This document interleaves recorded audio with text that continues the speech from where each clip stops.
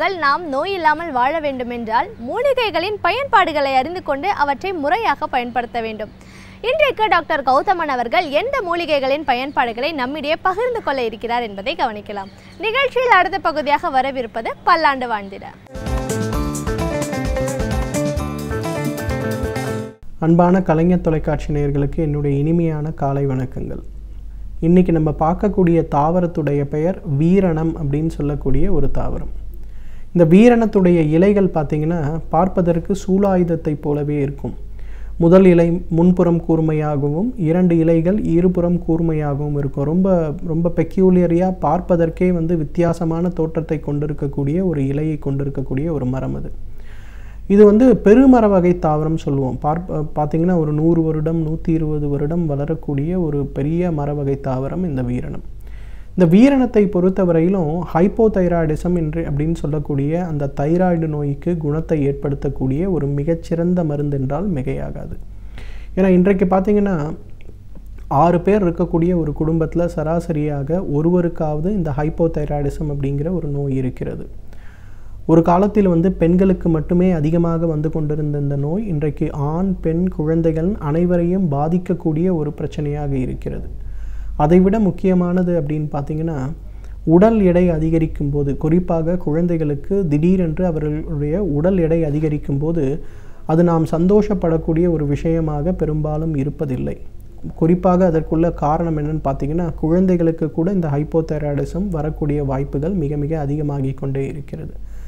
உடல் எடை அதிகரித்து போவது, முகத்தில் சுருக்கங்கள் ஏற்படுவது, தலைமுடி ரொம்ப மெலிதாக மாறுவது, தலைமுடி அதிகமாக கொட்ட ஆரம்பிப்பது, மன அளவில் கடுமையான அழுத்தங்கள் எடுத்துக்கொள்வது, தேவையற்று மனதில் நிறைய எரிச்சலாக இருப்பது, இரவில் தூக்கமில்லாமல் கஷ்டப்படுவது, வேலையில் அதிகமாக நாட்டமில்லாமல் இருப்பது, அதிகமான முக்கியமான முடிவுகளை எடுக்கும்போது மிகப்பெரிய அளவில் தடுமாற்றம் ஏற்படுவது, வயிறு பகுதி அதிகமாக ஏற்படுவது, தொடைப்பகுதி பிட்டப்பகுதிகளில் தேவையற்ற கொழுப்புகள் சேர ஆரம்பிப்பது, எந்த ஒரு வேலை செய்வதற்கும் ஒரு இயலாமல் இருப்பது, அதிகமான சோம்பலாக மனநிலைமை இருப்பது, இதெல்லாம் பார்த்திங்கன்னா தைராய்டு நோயுடைய குறிகள். நம்மளுடைய வாழ்க்கையில் திடீர்னு பார்த்திங்கன்னா இந்த குறிகள் ஆரம்பித்தே வருகிறது. ஆனால் உடனே நம்ம தைராய்டு நோய் இருக்கிறதாங்கிறத இரத்த பரிசோதனை செய்து பார்த்து கொள்ள வேண்டும். அந்த மாதிரி இருக்கும்போது தைராய்டு சப்ளிமெண்ட் சம்பந்தப்பட்ட மருந்துகளை சாப்பிடும்போது கூட அந்த மருந்துகள் மட்டும் தைராய்டு நோயினால் ஏற்படக்கூடிய வழக்கமான பக்க விளைவுகளை தடுப்பதற்கு வீரணம் ஒரு மிகச்சிறந்த மருந்து.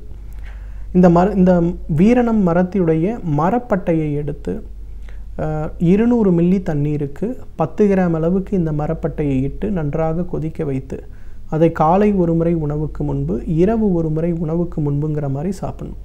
அந்த மாதிரி சாப்பிடும்போது பார்த்திங்கன்னா உடல் எடையில் கணிசமான மாற்றம் ஏற்படுவதை நம்ம பார்க்கலாம். தைராய்டில் பிரைமரி மற்றும் செகண்டரி ஹைப்போதைராய்டிசம் சொல்லுவோம். ஒன்று தைராய்டு சுரப்பியிலே ஏற்படுகின்ற குறை, இன்னொன்று தைராய்டு ஸ்டிமுலேட்டிங் ஹார்மோன் சொல்லக்கூடிய அந்த சுரப்பியில் ஏற்படுகின்ற ஒரு குறை. இது இரண்டையுமே ஓரளவு கட்டுக்குள் கொண்டு வரக்கூடிய சக்தி வீரணத்திற்கு உண்டு. அதே போல் குளிர் பிரதேசங்களில் தைராய்டு நோய் ஏற்படும் போது பார்த்திங்கன்னா அவர்களுடைய கழுத்து பகுதியில் இருக்கக்கூடிய அந்த கிளாண்ட் அப்படியே வீங்க ஆரம்பிக்கும். கண்டமாலை அப்படிங்கிறது பெயர். கண்டமாலைன்னு சொல்லுவோம். கழுத்து பகுதிகளில் ஒரு மாலை அணிவித்தது போல் அந்த வீக்கம் ஏற்படும். அந்த மாதிரி ஏற்படக்கூடிய வீக்கத்தை கூட வேகமாக குறைக்கக்கூடிய சக்தி வீரணத்துடைய மரப்பட்டைக்கு உண்டு. பொதுவாக காய்டர்னு சொல்லுவாங்க இன்றைக்கி மாடர்ன் மெடிசனில். அந்த காய்டர் நோய்க்கு நல்ல வேகமாக கட்டுப்பாடை கொண்டு வரக்கூடிய சக்தி இந்த வீரணத்துடைய மரப்பட்டைக்கு உண்டு. இந்த வீரணத்துடைய மரப்பட்டையை ஏற்கனவே சொன்ன மாதிரி 200 மில்லி தண்ணீருக்கு 10 கிராம் மரப்பட்டையை இட்டு நன்றாக கொதிக்க வைத்து 50 மில்லியாக குறைத்து துணியில் வடிகட்டி எடுக்கக்கூடிய அந்த ஒரு கஷாயம், அதை காலை ஒரு வேளை உணவுக்கு முன்பு, இரவு ஒரு வேளை உணவுக்கு முன்புங்கிற மாதிரி தொடர்ந்து சாப்பிடும்போது எவ்வளவு நாள்பட்ட தைராய்டு சுரப்பியுடைய கோளாறாக இருந்தாலும் அல்லது தைராய்டு சுரப்பியுடைய வீக்கமாக இருந்தாலும் அவை மறைந்து போகிறத நம்ம பார்க்கலாம்.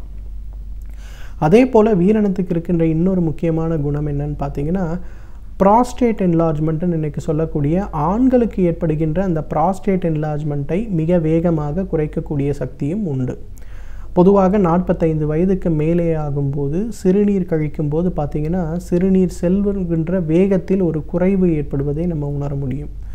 இரண்டாவது, சிறுநீர் அடிக்கடி கழிக்கின்ற ஒரு சூழல். 2 மணி நேரத்திற்கு ஒரு முறை, 3 மணி நேரத்திற்கு ஒரு முறை, குறிப்பாக இரவு நேரங்களில் மிக கடுமையான தொந்தரவை ஏற்படுத்தக்கூடிய ஒரு பிரச்சனையாக இருக்கும்.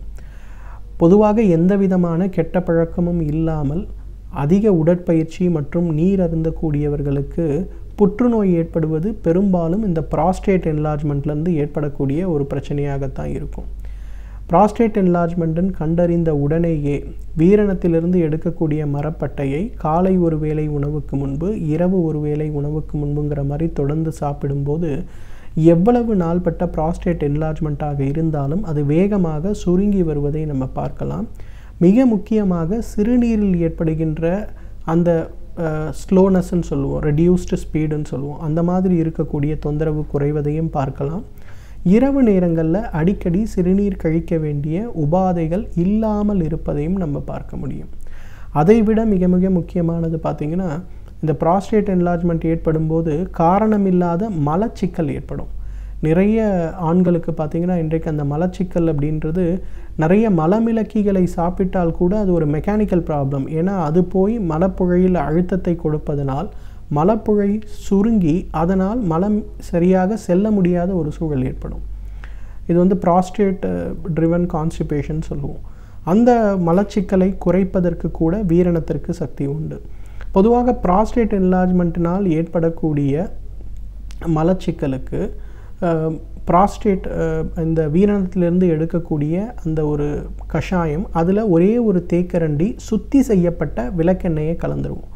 அதை இரவு படுக்கும்போது மட்டும் ஒரு தேக்கரண்டி பால் அல்லது வெந்நீரில் கலந்து சாப்பிட வேண்டும். அதை சாப்பிடும்போது பார்த்திங்கன்னா அது மிக வேகமாக அந்த ப்ராஸ்டேட் என்லார்ஜ்மெண்ட்டை குறைப்பதோடு மட்டுமல்லாமல் எந்த ஒரு கடினத்தன்மையும் இல்லாமல் சுலபமாக மலம் வெளியேறுவதற்கு அது உதவி செய்வதையும் நம்ம பார்க்கலாம். அந்த அளவுக்கு வேகமாக ப்ராஸ்டேட் என்லார்ஜ்மெண்ட்டை குறைக்கக்கூடிய சக்தி, அதனால் ஏற்படுகின்ற மலச்சிக்கலை கட்டுப்படுத்தக்கூடிய சக்தி வீரணத்திற்கு உண்டு.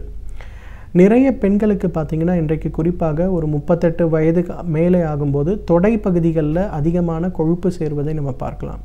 அவர்கள் வீரணத்திலிருந்து எடுக்கக்கூடிய சூரணத்தை மோரில் கலந்து அந்த தொடை பகுதிகளில் பற்று போட்டு வந்தாலே செல்லுலைட்டிஸ்ன்னு சொல்லக்கூடிய அந்த பிரச்சனை மறைந்து போகிறத நம்ம பார்க்கலாம்.